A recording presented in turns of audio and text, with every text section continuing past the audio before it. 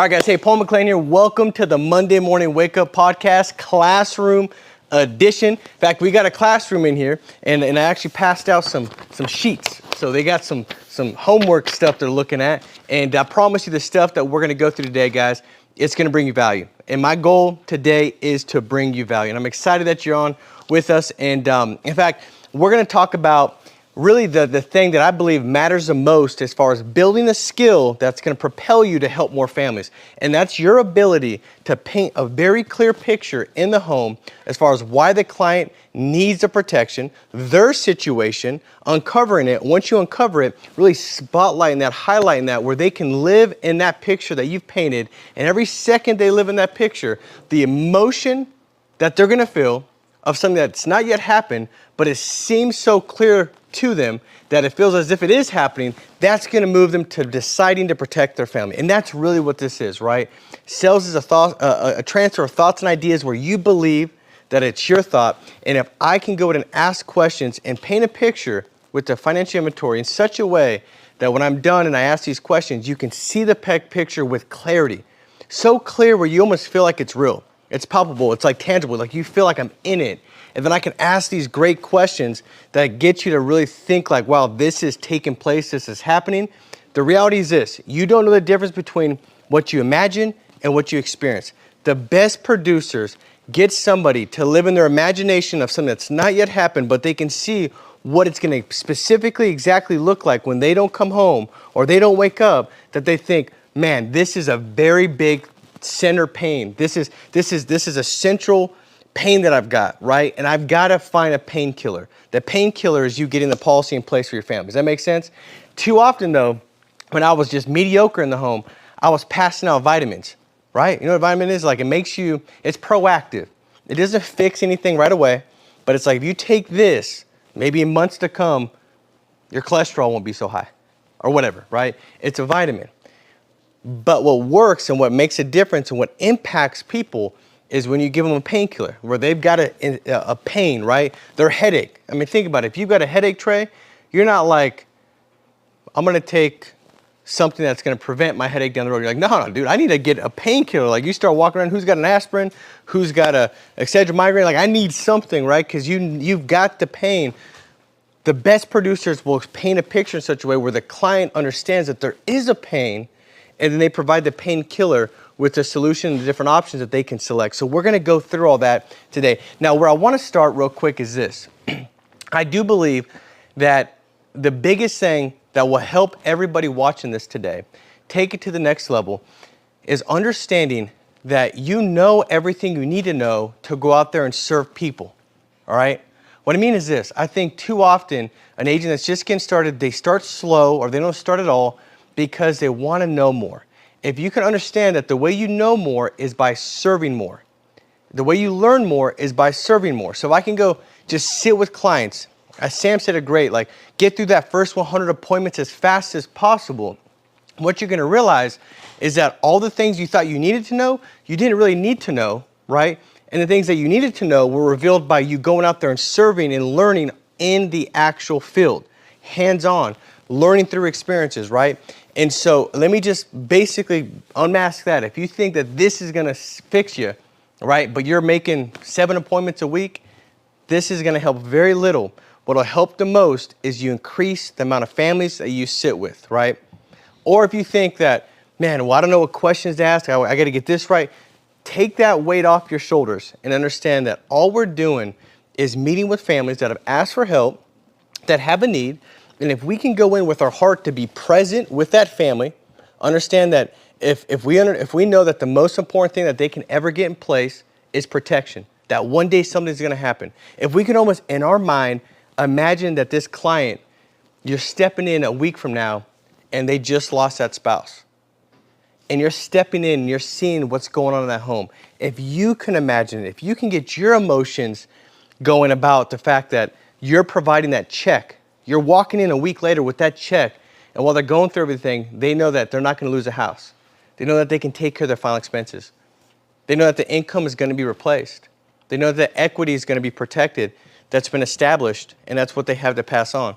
If you can step into that before you step into the home, right, that's going to allow you to take the weight off your shoulders of trying to know everything and have the right phraseology and verbiage. You're going to be able to let go of that weight that's unnecessary.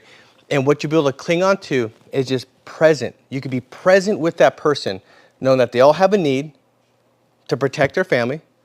Why that protection is important might be slightly different. It comes in a couple flavors, not a ton. But if you can be present and ask those questions, you'll identify it. And once you identify and you can connect with the client, that's everything. Does that make sense? So this stuff will help, but let me just cast that weight off you, because I know that I was carrying it. I was like, man, if I can know this and know that, it'll mess you up. Does that make sense? All right, couple things is this. The thing that will really help you before we get in the financial inventory is that the second thing is to intentionally build conviction in what you do, right? Now, how do you do that? Consume good stuff. So instead of consuming stuff that ain't gonna help you, right? If you've been new in this business or you've been here for a while, ask yourself, what's your weekly consumption, right? I did this with my mom the other day. I was like, Mom, she's like, man, I got this pain and ache. I'm like, Mom, what's your diet look like? She's like, I eat healthy, son. And I was like, well, break it down, Mom. Like, what do you eat? And the funny thing is, what she thought was healthy, it ain't healthy. You know what I'm saying? I'm like, Mom, where? She's like, I have sandwiches for lunch. I'm like, you got diabetes? Like, what do you mean by sandwiches? She's like, bread, the bread. And like, I mean, you can't be eating all this bread. She got all this bread she's eating and stuff. She's like, she thought it was healthy. But what she thought wasn't. And what I realized is the reason why she feels the way she feels is because she's consuming a bunch of junk. That makes sense? Just a bunch of stuff. She's like, I only have a couple cookies at night, but it's like, I got a sweet tooth, son. I'm like, I hear you, but you're gonna die. Like, and we kind of like you, Mom. Like, in the grandkids, we got like a ton of them for you to enjoy. Like, but that's the thing. Like, what are you consuming? What are you consuming? Does it build yourself up? So the thing I would tell you that would help out also at a significant rate when sitting with clients and being a top producer is consume good stuff.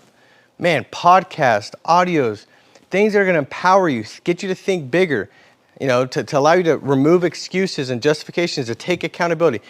Get involved in around meetings and people that have a high level thought process like that hold themselves like that have the attributes that you're like, man, if I had those attributes, I would become a better version of who I am, right? Consume good stuff. Next thing is don't say stupid stuff. What's the stupid thing? Stupid thing is like, man, I just suck. I am no good on the phones. Now that might be true, but you don't want to say it. That's a stupid thing, because you're going to go out and make that come to pass. So I might be trying to help you and get better on the phones, but you keep telling everybody, I just suck. I just suck on the phones. Or these leads ain't any good. That's something that's really stupid to say. Because last time I checked, those are leads that you got to go work, right? The last thing I checked is that this person working the same kind of leads and they're doing very well. So what you want to do is check yourself. Are you consuming good stuff?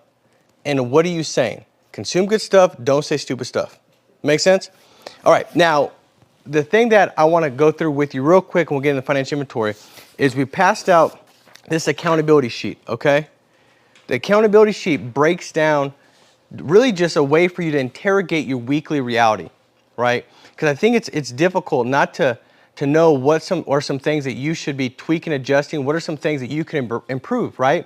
So in regards to consuming good stuff, you might need to be consuming stuff on how to book appointments.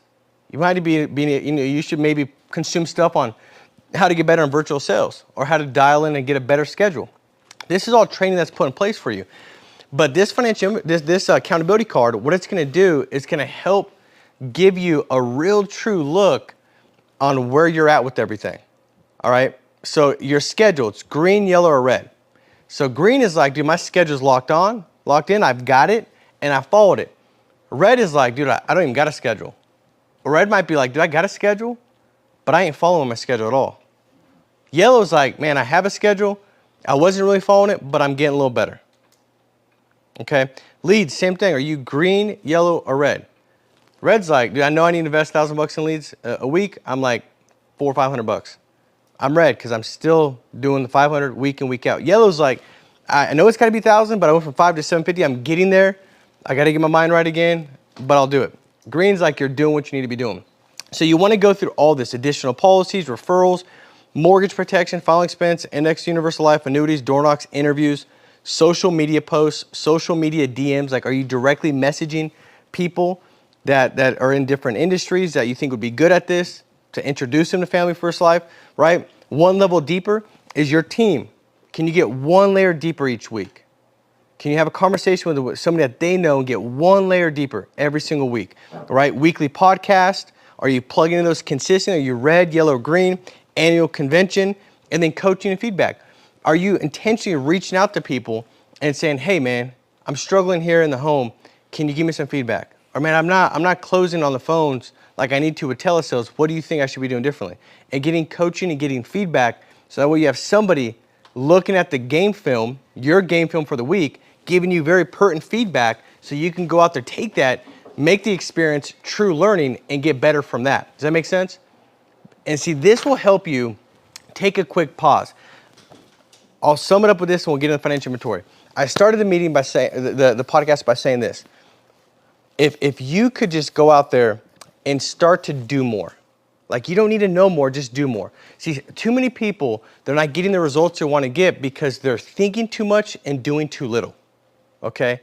Now, there's another group of people that are getting some good results, but they're not getting the great results because they're doing so much and thinking so little. This will help you think at the end of the week, okay? It'll give you a quick mental pause where you could say, let me take a look at this. How can I tweak? What can I adjust? How do I get better? You guys understand? You with me? So that'll help out there. All right, let's jump into the financial inventory. So I'm gonna have this on the screen so you guys can see the one that I go through, right? There's a ton of them out there. Go through whatever one fits best for you. This is just the one that I use for a long time. Now, when you go through the 8 steps to a final expense in-home, right, you guys have heard kind of the steps. We got step 1, get your mind right. Step 2 is who you are, right? You're talking about you're a field underwriter, going through that. Step 3 is the reasons why you're there. And if you see here at the very top, it'll talk about the reasons why you're there. It says no burial insurance, income replacement, leave something behind to a loved one. So I put that on the financial inventory so it can serve as a reminder for you. So when you're sitting with the client, the first thing you want to kind of get into, once you talk about, you know, really who you are, is the 3 reasons why most people send back this request. The one thing I don't want to ever do is just say, hey, Sam, why did you fill this request out? You sent it to me. Yeah. You asked a stupid question, you get a stupid result. You get a stupid answer, right? I realize that especially with a 15-year-old. You got to be very good with the question to ask because they'll say something back stupid if it's a dumb question.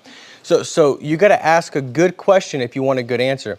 A good question is, hey, most families, Sam, that fill this request out is for one of these 3 reasons, right? 1, to make sure if they die that there's no final expense burden for the family. In fact, Sam, I don't know if you've seen GoFundMe's or if you've seen the car wash, but I know that a lot of clients say, Paul, I've lived my whole life with dignity. I don't want to die without it. And they just look at that like just a lack of preparation. And the last thing they want to have is a burden left when they die. They want to know that when they pass, the burial expenses are completely covered. Second reason, Sam, is a lot of clients, they live, in fact, probably almost every family I sit with, they're on a very tight budget, right? It's very fixed. Which the good news with that is they know exactly what they can afford each month and what's disposable because it is mapped out. Like if it's like my mom, dude, she knows every nickel. She's like, is there a penny gone? Who took a penny? Like she knows what's going on. Like it's reconciled to a T. So the good news is you know what exactly is affordable for you. But they understand that if it's tight now, when somebody passes and that Social Security is now gone, it becomes a financial disarray. It's a financial disaster. And so what they want to make sure of is that they have a plan in place that's going to cover enough income to be replaced so the family can mourn, grieve, recover, and move forward in a healthy manner. The third thing is to make sure that if they can, do they want to leave a legacy? They're like, Paul, if I pass tomorrow, you know, I got so much disposable cash each month, I'm not going to go buy a big old house or a better car. I'm kind of content with where I'm at. I just want to take what's disposable and leave as much as I can for my kids and my grandkids and family when I die. Now, for you, Sam, which one of those 3 or 2 of the 3 or all 3 was kind of your trigger, what made the most sense for you? They're all important to me. So you can get that. Now, if it's mortgage protection, I do it the same way, but a little different. I'll say, Sam, most clients that fill this request back in, they want to make sure that if they don't come home tomorrow or somebody's driving down the road, texting and driving, and they run into you, and that's it. That's the last second. That their family's not going to be stuck feeling this grief of what do I do, how do I get by, but also they want to make sure their family's in a financial position where they don't lose a house, they don't struggle, they're not in a bad spot financially. Is that kind of what you had in mind like most families? Yeah. So I'll ask you more pointed, more pointed like that if it's mortgage protection. But that's still point 3. It's the reason of why I send this request back in. And this is the same thing I would do over the phone or face-to-face. This is the why. This is what gets them to make the purchase. If you're like, Paul, my premium's way below the average, you suck at building a why. Because it's not a price thing. Typically, it's a value thing. If value exceeds price, people buy. Well, if your value is here, your price is going to be here. Your value is here, the price goes up, right?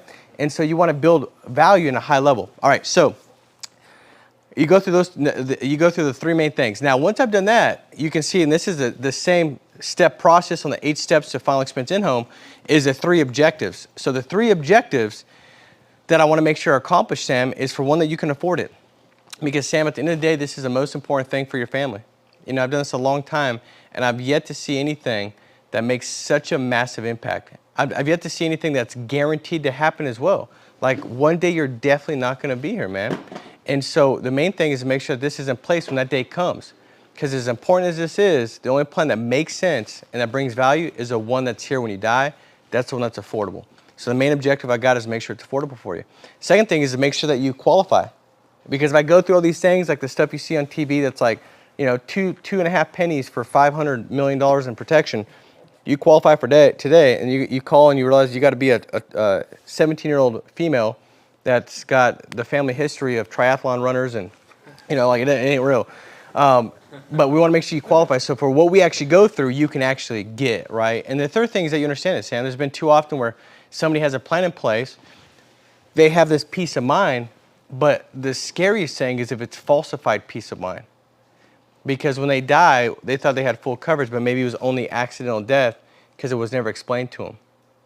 And when they go to fulfill that claim, and the only thing that they can hold on to that's giving them peace is that my spouse is gone, but I'm still going to be okay financially, thank God. And then they find out that that's not there.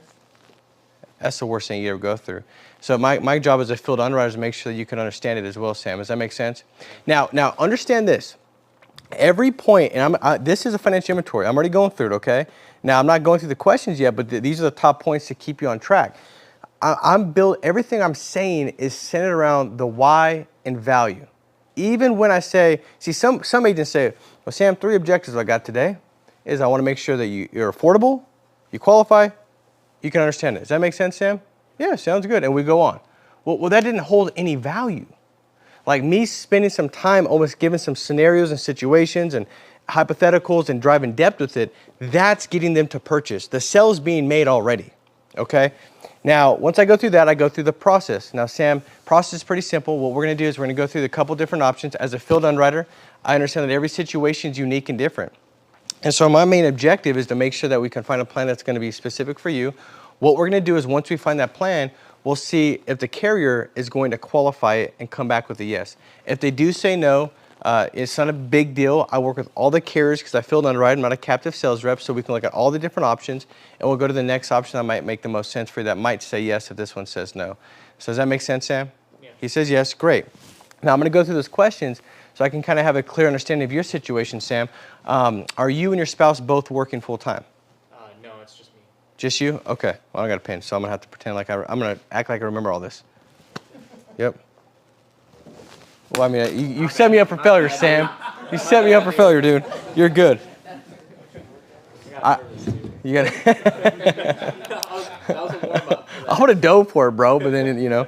All right. So when you look at occupation, Sam, what are you doing for work? I wash semi-trucks. Okay, wash semi-trucks.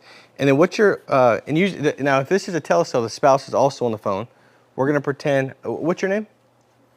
What is it? Emily. Emily? Okay, so Emily, you're unofficially married to Sam for the purpose of this illustration, okay? I don't know if you like him, you don't like him, but you're married for just right now. So Emily, what is your occupation? Sales. Sales? Okay, perfect. Sam, what's your age? I'm 23. 23? Emily, what about you? 21. 21? Okay, I like that. You went younger than Sam. All right, as far as monthly income, Sam, what do you make each month? About $1,800 a month.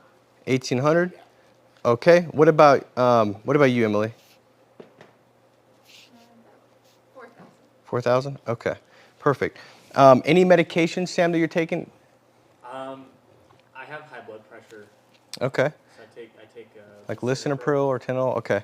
By the way, it's not a bad idea to just look up the medications, okay? Even have them printed out. It's just a way to give yourself some credibility. Because when you say stuff like that, like, so Sam, are you taking like lisinopril or Tylenol? He's like, oh yeah, which makes you seem more reputable, which is what you're trying to do, is to continue to build the case that you're the professional that's there to serve them, right? Diabetes, are you taking metformin, glipizide, glubride? Like you want to know those medications. All right, so high blood pressure, anything else, Sam? No. Any surgeries? No. Okay. All right, so high blood pressure. Emily, anything you're taking? No, I'm not dying anytime soon. Nothing? Okay. Not die anytime soon. Yeah. That's a good thing to believe. I'm with you on that too. I'm voting on you, not Sam. Sam's already got blood pressure. I don't know how he got it, but I would definitely vote for you outliving him. Can you say that line again? Huh? Can you say that line you said? I don't even remember what I said, bro. All right, so any cancer, heart attack, stroke, stents, diabetes, neuropathy, lupus, asthma, COPD, thyroid, anxiety, nothing like that for you guys? I mean, I had an inhaler as a kid, but I don't use it. No hospitalizations? No. Okay, perfect. Anything in place, what do you have in place that would offset the mortgage when you die? Like 401ks, IRAs, stocks, mutual funds, bonds? I don't have any of those. I have a policy for work though. Okay, what about you, Emily? Nothing, okay. And you said you have work life insurance, Sam? Yeah. Okay. Anything private or just through the work? No, it's just through my job. Okay, what about for you, Emily? No. No? Okay.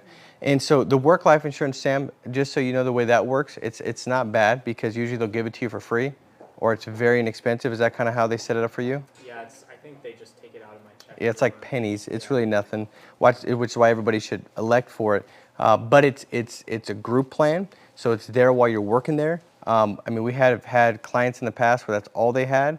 They get sick, they have cancer, they go to fight it. After 12 months, the company puts them inactive. They die of the cancer, and that policy pays nothing out. But if you were to die, God forbid you're driving home tomorrow, that would pay out. But there's just situations where if you retire, it's no longer there with you. So we never count it as far as breaking down what's in place because this is the most important thing for the family. We don't want to have something that's got variables tied to it. But I don't suggest you cancel it. I suggest you keep it because it's probably free because of those reasons. Does that make sense, Sam? Yeah. Okay, cool. Now, that's how I address it every time. I'm not going to kill it directly, but I'm indirectly letting them know, like, this is something we're not going to count, okay? Now, let's just say Sam says, Emily says, I have $100,000 in life insurance that I took out private, right? Okay, perfect. I said, great, Emily. So well, that'll help out quite a bit because usually there's 20 minutes of questions to kind of go through to figure out what their underwriting is going to be. Go ahead and grab that policy real quick. And if it takes you a minute to find it, no big deal. It's going to save us a ton of time because the underwriting will be they'll follow suit with whatever company qualified you. So if you could go grab that real quick. And while you're doing that, I'm going to start going through the guidelines, okay?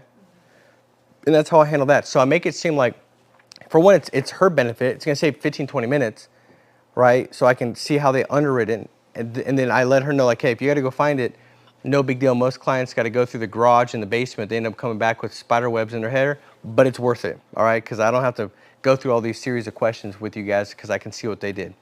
And then she goes and finds it. Now I'm going to ask questions like, now if it's over the phone, it's a telecell, it's what company you have in place. Do you see the death benefit? What's the death benefit show? Do you see what term it is? I'm going to go through everything with him. Is it a 15, 20 year? Go to the next page. Do you see the table of premiums? Do you see at 20 year, what does it show? It's $140 a month. Okay, great. On the 21st year, when it renews, what does it go to? $400 a month. Okay, did you know that, Emily? No, I didn't. So now you're already building value. Does that make sense? And she's starting to see what she has in place, okay? So I go through all that. Perfect. Now, looking at your guys' situation, and this is on the form as well. Emily, you've got, because every situation is different, your income's $4,000 a month. Sam, yours is $1,800. Sam, you have some work life insurance, nothing that you own or that we can count. Emily, you have $100,000 in private life. That's a 20-year plan that you have for the next 20 years. No money back on that. At the end, the company keeps it. If you were to pass tomorrow, Emily, God forbid, you're driving down the road and somebody runs into you, and Sam, you're faced with going through all of that, but then looking at the financial part of it, the income will go from a total of $5,800 a month, it would go down to $1,800 a month. How would that impact your ability to pay the bills, the mortgage, the house? What would that look like? I didn't really think about it, but I wouldn't be able to. You wouldn't be able to? Okay. What would you have to do? Would you have anybody that could help out? Would you have to move in with somebody? Do you know what? Yeah, I'd probably have to move in with somebody. Okay, and that's not what you want. No. Okay. Now that's me. I painted the picture. Now the questions gets them to live in that actual picture. Now the one thing I did realize, because I almost assumed like this was like more of a final expense, is going through the mortgage. So I would ask to kind of back it just a little bit to hit that scenario, because they're very similar. Is like, so Sam, your mortgage amount, it shows that it's basically, let's just say it's $300,000 on a loan. What is the house appraised for? If you guys got it appraised, what do you think it would appraise for? We just moved in, so it's like 310. 310. Okay, 310. So you have about 10,000 in equity in house, right? Mm-hmm. Do you pay anything extra on top of it, or plan or intend to pay anything on top of the mortgage each month? Not right now, but eventually, yeah. Maybe a couple of extra hundred. A month is what you'd probably try to do? Okay. So you try to put an extra couple $100 a month. What's a payment right now a month? Is it like, what, It's 2,200? Yeah, it's 2,200. 2,200, okay. And that's a 30-year loan? Mm-hmm. Okay, perfect. Now, the reason why I ask, are you paying anything extra on top of the mortgage, or do you intend to, is I can work off of somebody's intention. Okay. Now, once he says he intends to pay $200 a month, I can show more value in taking that $200 a month, and instead of putting on top of his mortgage, put into a plan that's going to protect his mortgage, still give him his money back in time to still pay the house off early. So I'm asking questions that's going to help me really build up more value for that client in their situation. You understand? So that's kind of the reason why I'm going to ask those questions. You could build off of intention. Even if they're not doing it, do you intend to put extra on top of your mortgage? Now, for the senior situations, if the client's like 60 and they say, I owe 200 grand, the house is worth 500, which is more applicable when somebody's 70, because they might have been living there for a long time, refinanced a couple times, but there's equity. What you got to realize is that's where you start to build the value in the equity protection. Okay, so then I could say, you know, you owe only 200 grand, the house is worth 500. So Sam, you guys have got 300,000 in equity, right? Yeah. Now, Sam, I can tell you, and this is where I go into a little bit of the why before I even kill them off. I say, Sam, I can tell you this much, man. I sit with a lot of families, and every situation is different. You know, you guys are not 30 years old with 5 kids running around the house like I am, where if I don't come home tomorrow, I got college, they all got to eat still. My wife probably still will live for another 70 years because she's 30. Like it's just different. And we don't have the equity. Like for you guys, what every client does in your situation, they're just looking for a plan that's going to make the payments long enough so you can figure out the next best move and make sure that the equity is not going to be lost. Because most people don't realize this, and this happens all the time. Somebody dies, 90 days goes by, right? The client's going through mourning. They can't even get out of bed. I mean, the person they've lived their life with for the last 30 years is no longer here. Every bit of their day reminds them of that person, because every bit of their day involved that person. They're not thinking about stuff like that. On the 90th day, the house gets foreclosed because the lender don't care, and some banker sells it off from underneath them, right? And maybe the house was not even in the shape to sell it. They needed to put money into it, whatever it is, and that $300,000 in equity is gone to a stranger. It's gone to the bank. In fact, I had a client, Sam, last week said, Paul, if that happened, I would roll over my grave and I'd haunt him, you know. And I think he was serious. Like, he would intentionally try to figure out how you could do that. But like it's almost like you put in $2,200 a month every month to a savings account. When you die, somebody else gets it, not your spouse. And so at your age, guys, what everybody's looking to do is just protect that equity. So Sam, if you pass, Emily, you might decide to sell the house, maybe downsize or whatever option you want to do, but at least you don't want to lose that $300,000. So most clients are looking for just a plan that covers it for a year, 2 years, gives them able to make the payments long enough, maybe fix it up, sell the house and protect the equity. Do you guys see how that makes financial sense? Yeah. Now I've already done that before I go into what I already went into, which is, Sam, if you pass or Emily passes, it drops by this income. Does that make sense? That's the only difference between mortgage protection and the final expense part of it is I'll do more of the mortgage, what you have in place, the equity, and then if it's a big equity situation, then I'm gonna hit the just having enough to cover 1 or 2 years of mortgage payments. So as I get into the options, they're not like, oh, I thought I was gonna get the whole mortgage paid for. I get them already buying into the thought process of equity conservation, because I know if Sam's 77 years old, he's not gonna wanna pay $7,000 a month for a plan that covers 500,000. You understand what I'm saying? Mm-hmm. So I'm gonna start to lay that seed and plant that there. All right, so now going back, I've already killed off Emily, asked Sam what it looks like. Now I'm gonna ask Sam, so Sam, if God forbid you don't come home tomorrow, or God forbid, a lot of times if there's 70 something, I'll say if you don't wake up tomorrow, I'll say something like that. But if you don't come home tomorrow and you're driving down the road, and again, I'm giving specifics and clarity. Everything you add to it, it makes it more real. Don't be just vague. The more specificity you give it, the more that picture becomes alive. The more emotion that picture evokes. And emotion leads to motion, which is in purchasing the plan, protecting our family. So, Sam, if you're driving down the road tomorrow, God forbid, and some 16-year-old runs into you and you don't see him, Emma, your income will go from $5,800 to $4,000. Would that make it more difficult to take care of everything? Yeah. And the mortgage? Because it's almost like you'd be losing what your mortgage payment is each month, right? Okay, got it. Hey, listen, I understand 100%. And what I'm gonna do, guys, I'm gonna go through different options. My goal is to really find a plan that's gonna best fit for you, so that you can have that peace of mind. And the good news is because of your guys' age, you can set it up where it's actually like an asset or works for you as a savings account, so to speak, where it's not just a typical expense. And what I mean by that is this. Like you said, in most clients that I see what they're doing this, you put $200-300 a month on top of your mortgage, right? The goal is to save the interest on the back end, pay it off early. Yeah. Well, what we can do is what everybody does in your situation is you do like a 20-year plan. If you pass away, it pays off the mortgage for each other, so there's no financial hardship like will take place right now without it. But if nothing happens, which is what we're hoping for, after 20 years, you get 100% of that money back like a savings account. So everything you put in, you get it back, you can pay the house off early. The reason why that's so much more advantageous is, Sam, a lot of clients that are putting the extra $200 a month on their mortgage, what they don't realize is if they died in 7 years and they put all that extra money to create that extra equity, so they put in an extra $200, $2,400 for 7 years, they put in an extra like $17,000, $18,000. When they pass, if the spouse can't make the payments and they don't have the right income to debt ratio, they can't refinance the house to get the mortgage out. What if the economy's in a tougher situation where they can't sell the house in 90 days and all that equity is actually gone? So they were putting money in a spot that wasn't even accessible. Where this, it's gonna pay the house off if you were to die in the next 20 years, but if you don't, you get it back tax-free.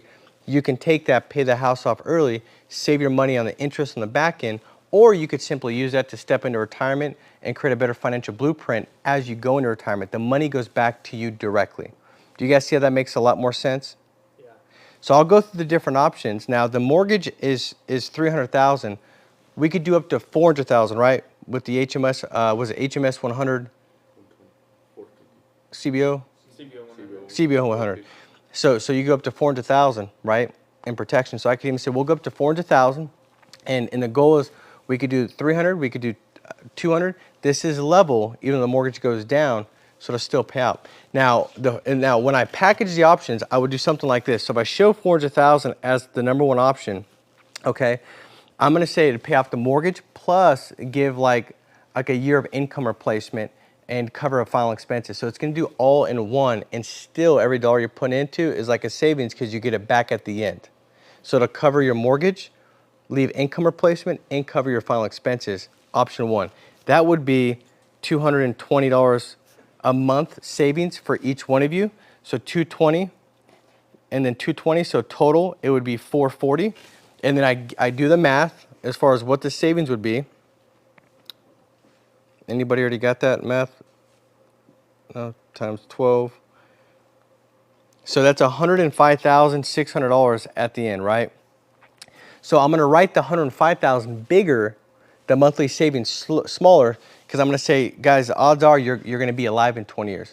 That's why a lot of the term policies, they'll say, we'll give you $2 quadrillion in protection for 20 years for $10 or whatever they do. It's because they know that you're probably going to still be alive in 20 years. They keep the premium. Here, it's 100% money back, tax-free at the end of the plan. Option 2, let's just say it's $300,000.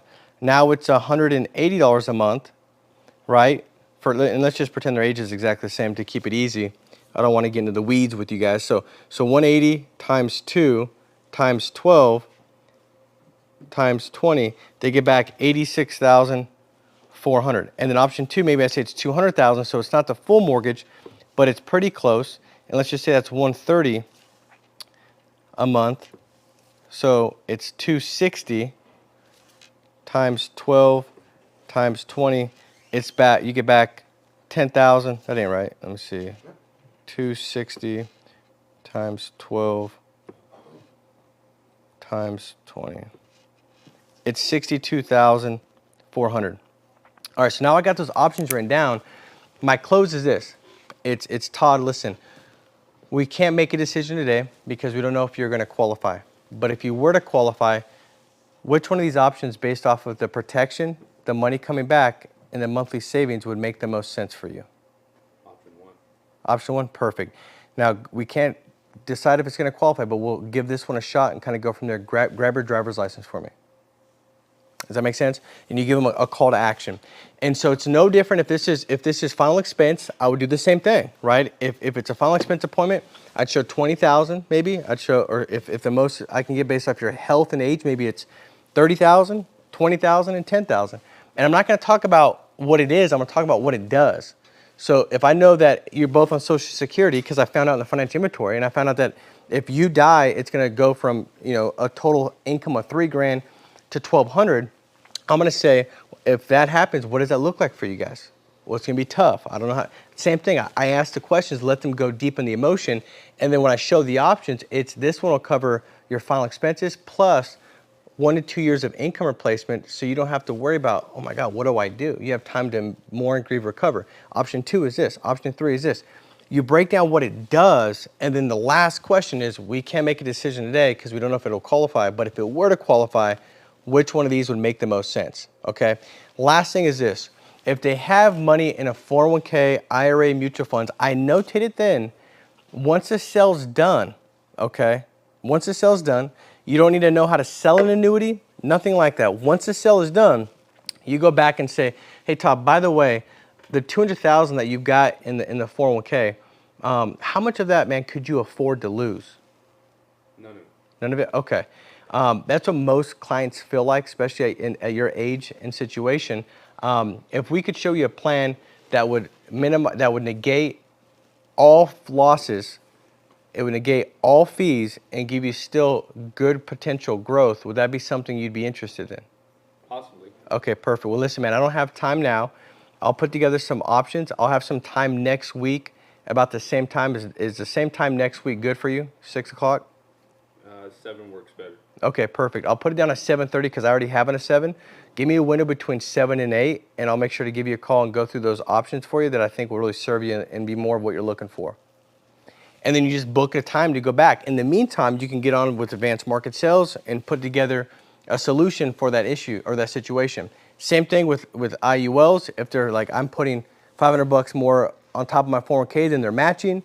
If they're like, I'm putting $1,000 in a savings. These are all opportunities where you're finding premium that you can come around, show them better value in what you can place it in. And in doing that, obviously you get paid and they get helped. It's a win-win. Does that make sense, guys? So I hope this helps with the financial inventory. Guys, this is something that the best way you can get better at it is to go sit with a lot of clients and go through it with them. And as you go through with them, you know, that little uncertainty, uncomfortability of like, man, when I ask that question, like, Bob, if you don't come home tomorrow, that income goes to here. And then I get it. But anything good that's happening, all the growth is going to come from uncomfortability. Your ability to get the client uncomfortable, your ability to get comfortable being uncomfortable going through all this and asking good pointed questions will be your ability to go out there and serve more families. So guys, I hope this served you well. Make sure to like, subscribe, and comment below. We have the drawing taking place right now from last week's drawing. Casey will hop on right now, and he's going to go through the 4 winners that win $250 in lead credit. And by the way, I do love it if you're like, man, I won the credit. I went out there and I helped 2-3 families from that, and that was you. Tell me. And I get that probably once or twice a month where somebody says, man, I won the lead money. I went out there, helped families, and I made X amount and got the ball rolling. So hopefully that's you. Hopefully you're the one that wins. So guys, make it a big week. Be strong, stay steadfast, and we'll talk to you soon. Take care. Bye-bye.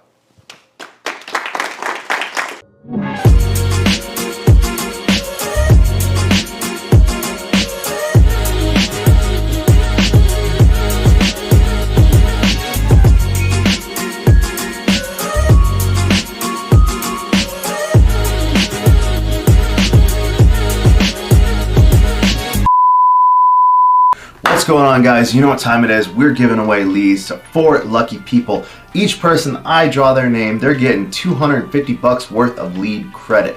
If you commented on last week's Monday Morning Wake Up podcast, which is playing right over here, you're automatically entered to win $250 worth of lead credit. So comment down below so you can win that. Without further ado, let's see who our first winner is this week. Max the Christian. My dad passed away this year also. Thanks for that encouragement. I can help people that have the same hurt. Our second winner is Stephanie Valdovinos. What's the good that God's gotten that? Paul. Our third winner is Diego Ventura. Happy holidays, team. And our fourth and final winner for this week is Jay Herr. Love the perspective, referring to our owner's manual for guidance. Guys, it's that simple. Leave a comment. You can win some free leads. Winners, get in contact with Victoria. Her phone number is going to be right over here, or her email address is going to be right over here. And guys, leave a comment. It's that simple. In a couple weeks for our 100th episode, we're doing something a little bit more special, but make sure that you stay tuned and watch episode 100, which is coming out December 12th. Take care, guys. We'll see you next Monday. Make it a big week.